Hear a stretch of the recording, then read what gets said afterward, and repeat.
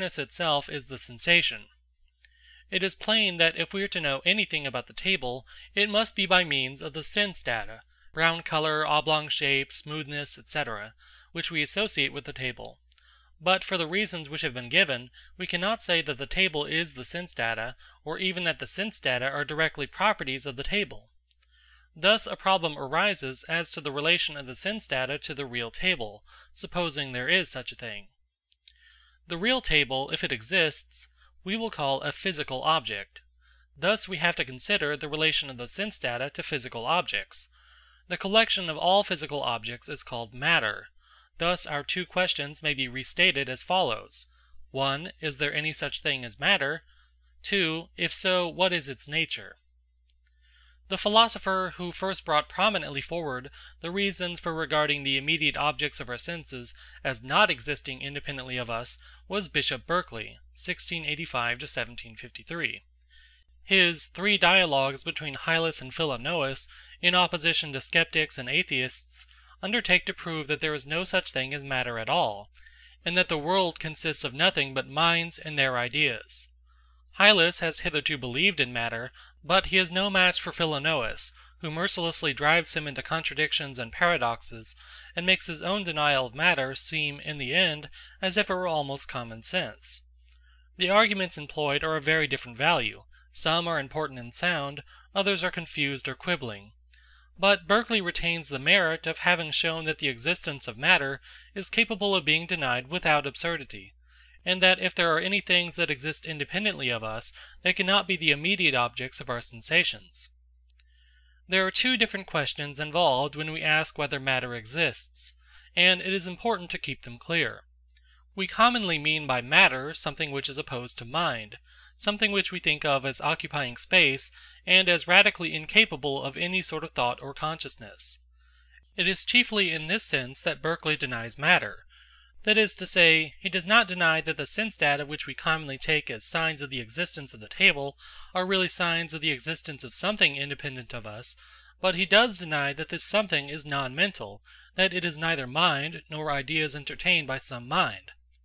He admits that there must be something which continues to exist when we go out of the room or shut our eyes, and that what we call seeing the table does really give us reason for believing in something which persists even when we are not seeing it. But he thinks that this something cannot be radically different in nature from what we see, and cannot be independent of seeing altogether, though it must be independent of our seeing. He is thus led to regard the real table as an idea in the mind of God. Such an idea has the required permanence and independence of ourselves, without being, as matter would otherwise be, something quite unknowable, in the sense that we can only infer it, and can never be directly and immediately aware of it.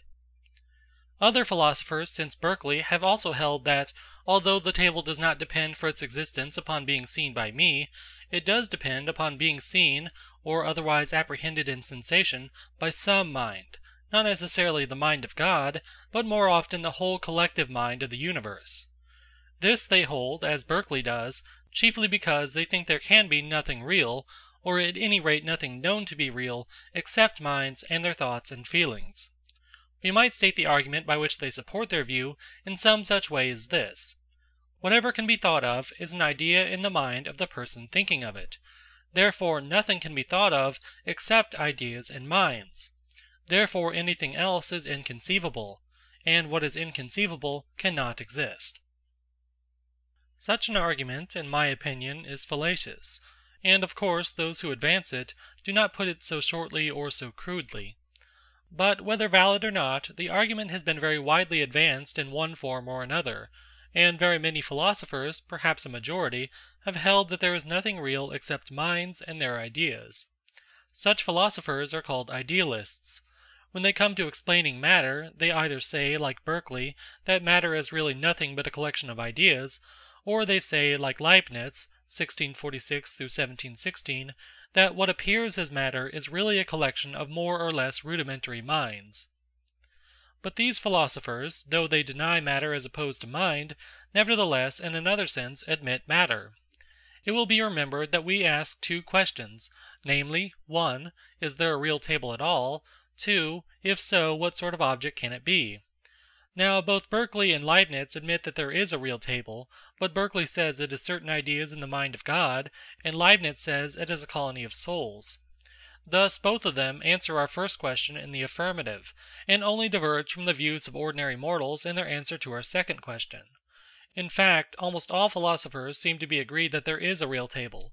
They almost all agree that, however much our sense data, color, shape, smoothness, etc., may depend upon us, yet their occurrence is a sign of something existing independently of us, something differing perhaps completely from our sense data, and yet to be regarded as causing those sense data whenever we are in a suitable relation to the real table.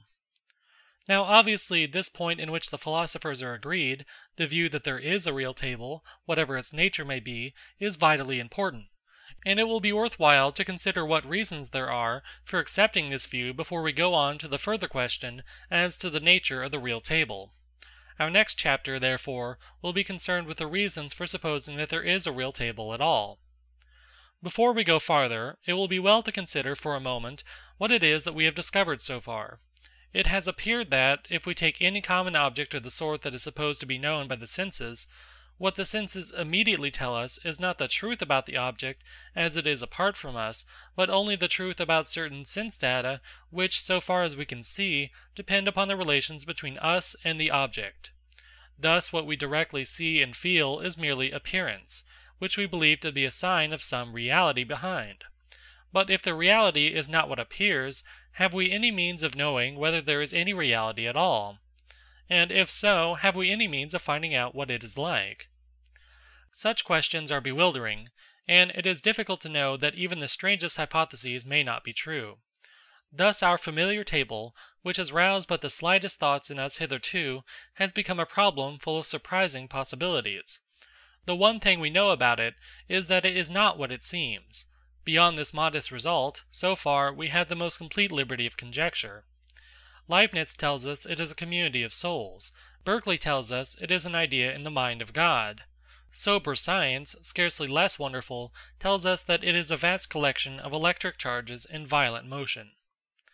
Among these surprising possibilities, doubt suggests that perhaps there is no table at all.